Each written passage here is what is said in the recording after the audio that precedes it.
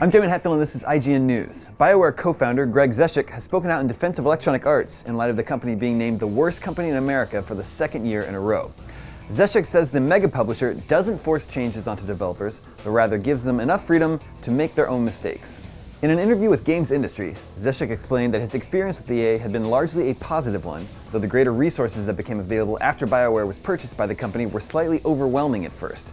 Quote, "The best analogy I use in a positive way is EA gives you enough rope to hang yourself. It was really interesting because we really made all the choices we wanted to make ourselves. These are all things we wanted to try, and that's something to remember. While we were independent, we didn't have quite the resources we had as part of EA. And then we got to EA and it was like, wow, we can do all this stuff.